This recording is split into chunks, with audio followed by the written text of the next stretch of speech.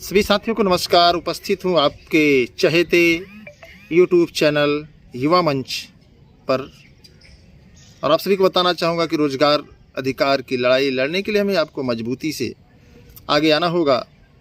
प्रदेश में 6 लाख से अधिक पद खाली हैं, लेकिन हम आप अपने जर्नल इशूज़ पर, अपने व्यक्तिगत इशूज़ पर ही लड़ने को तैयार हैं। देखिए, जब तक सरकार से मजबूती से अपने सवालों को नहीं किया जाएगा तब तक सरकार गंभीरता से विचार नहीं करेगी। जैसा कि आप सब जानते हैं कि टीजीटी पीजीटी के लोग सिर्फ टीजीटी की बात करेंगे, प्राथमिक वाले प्राथमिक की बात करेंगे, लेखपाल के लोग लेखपाल की बात करेंगे, पुलिस के लोग पुलिस की बात करेंगे, दरोगा के लोग दरोगा की बात करेंगे, सफाई कर्मी के लोग सफाई कर्मी की बात करेंगे। तो ऐसे में सरकार भी यही चाहती है कि आप टुकड़े गैंग बनकर रह जाओ। टुकड़े टुकड़े गैंग में अगर आप रहेंगे तो निश्चित तौर पर सरकार के ऊपर जो मेंटली दबाव होता है वो नहीं हो पाएगा।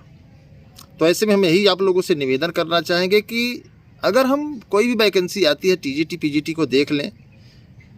टीईटी की भर्ती नौकरी की नहीं, लेकिन अगर टीईटी परीक्षा की अगर बात करें उसमें फार्म भरने वालों की संख्या देख लें तो ऐसा कोई फार्म नहीं होता जिसमें कि लगभग 15 से 20 लाख लोग फार्म ना भरें। लेकिन जब भी संघर्ष की बात आती है तो पता नहीं क्यों हमारे देश का नौजवान, हमारे प्रदेश का नौजवान सिर्फ मुट्ठी भर रह जाता है। तो उसका कहने के कारण हम तो यही समझ सकते हैं कि हमारी आपकी एकजुटता अभी नहीं है, जिससे कि सरकार का कुछ नुकसान हो या सरकार को कुछ खामियाजा भुगतना पड़े, इस बात का सरकार को डर हो। तो मुझे नहीं लगता है कि 100, 200, 500, 1000 लोगों के चिल्लाने से, हल्ला मचाने से सरकार के ऊपर कुछ असर पड़ेगा।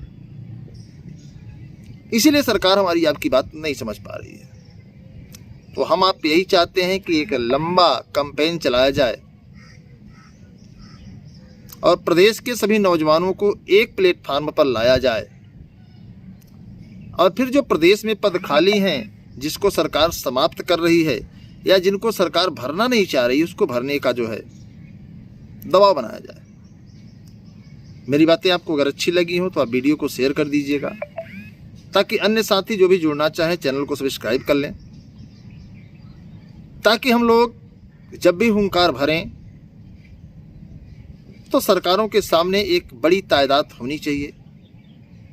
सरकार के सामने हम एक ऐसे जन समुदाय के साथ पहुँचें या सरकार के पास अपनी आवाज़ ऐसे मजबूती से रखें कि सरकार को उस पर सोचने के लिए मजबूर होना पड़े। तो उसके लिए बेहतर यही होगा कि आप युवा मंच यूट्यूब चैनल को सब्सक्राइब कर लें। जो भी आपके इर्द गिर्द साथी सहपाठी हैं उनसे भी सब्सक्राइब करवाइए, उनसे भी कहिए कि चैनल से जुड़े। और चैनल पर जितनी संख्या आपकी होगी, मैं यही समझूंगा कि आप युवा मंच टीम से कंधे से कंधा मिलाकर संघर्ष करना चाहते हैं और अपने माता पिता के सपने के साथ साथ अपने आने वाले भविष्य को भी आप सुनहरा बनाना चाहते हैं। हालांकि तमाम कोचिंग संस्थान के लोग सिर्फ आपको यही सलाह देते हैं। मुझे बड़ा कष्ट होता है, मुझे बहुत आहत सा महसूस होता है कि कोचिंग संस्थान वाले ये नहीं कहते कि फीस कम दो।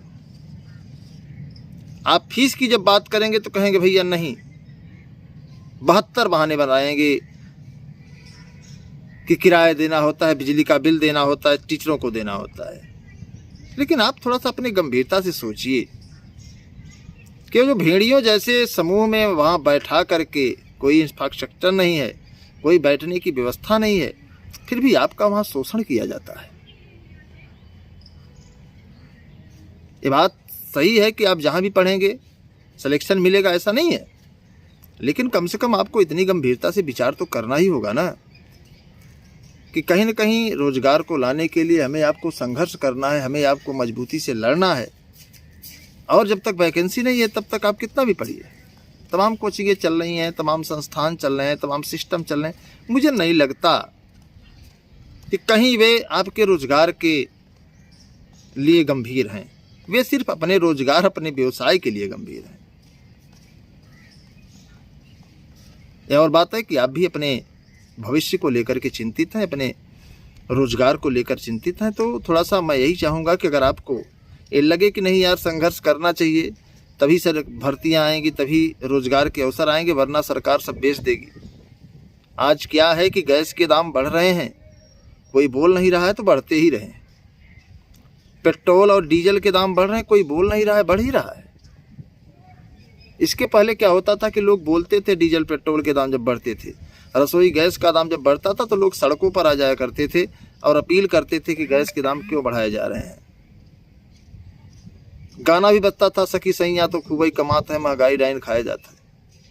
अब आज तो सैया इतना कमा रहा है कि महंगाई उसके नीचे हो गई है।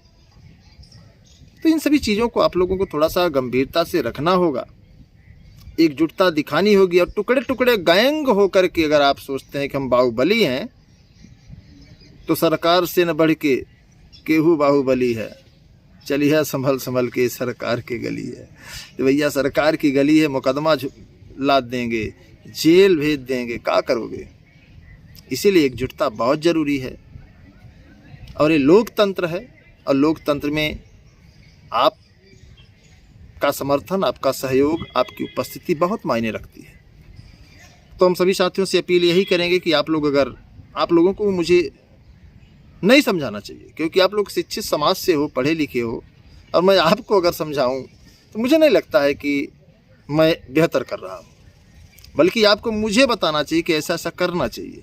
हम लोग तैयार हैं, आप जो कहिए, एक रणनीति के तहत, एक योजना के तहत, एक जन सैलाब, अगर लाखों की संख्या में लोग उतर जाएं तो निश्चित तौर पर आप कल्पना करिए कि परिणाम क्या हो सकता है, अंजाम क्या हो सकता है। लेकिन कभी आप ऐसा नहीं सोचते हैं। सभी से निवेदन है, अनुरोध है, आग्रह है मित्रों, नहीं ये 5 साल यूं ही गुजर जाएंगे आंखों के आंसू पोंछते पोंछते। मुझे नहीं लगता है कि सरकार इस पर गंभीरता से विचार करेगी, क्योंकि जो सरकार बनी हुई है ना, आपको पता होगा कि सरकार रोजगार के सवाल पर नहीं बनी है। ये सरकार मंदिर, मस्जिद, अजान, हनुमान चालीसा आदि पर बनी है। लेकिन फिर भी हमें आपको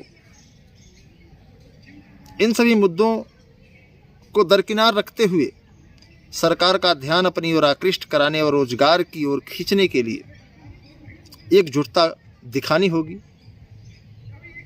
यही दौर आज़ादी के दौर में भी था। अगर सुभाष चंद्र बोस, चंद्रशेखर आज़ाद जैसे लोग, अशफाक उल्लाह,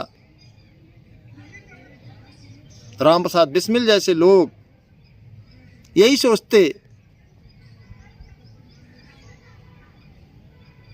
कि कोई ना कोई हमें आज़ादी दिला देगा, तो शायद आज़ादी आज न मिलती। तो हमें आपको रोज़गार लेने के लिए, रोज़गार के सवाल पर सरकारों को गंभीर करने के लिए मजबूती से लड़ना होगा। जो भी साथी युवा मंच टीम से जुड़ना चाहते हैं, युवा मंच चैनल को सब्सक्राइब कर लें। 94 51 50 56 85 हमारा व्हाट्सअप नंबर है, आप इसे भी जुड़ सकते हैं। हम चाहेंगे कि आप लोग थोड़ा सा वीडियो को शेयर करिए, अधिक साथियों तक अपनी आवाज़ पहुंचाइए। मित्रों, ये दौर बेरोजगारी का है, आए दिन लोग आत्महत्या कर रहे हैं, बड़ा कष्ट होता है। तो हम चाहेंगे कि आप लोग थोड़ा सा गंभीरता से सोचिए, अपने दिल पर हाथ रख के सोचिए, आखिर कब तक बेरोजगार बैठे रहोगे यार। ऐसे ही उम्र चली जाएगी, तो उम्र जाने न पाए। हमें अपने अधिकार को लेना है, तो अपनी एकजुटता हमें आपको दिखानी है। तो धन्यवाद। मैं आपके संघर्षों का साथी अनिल सिंह, टीम युवा मंच।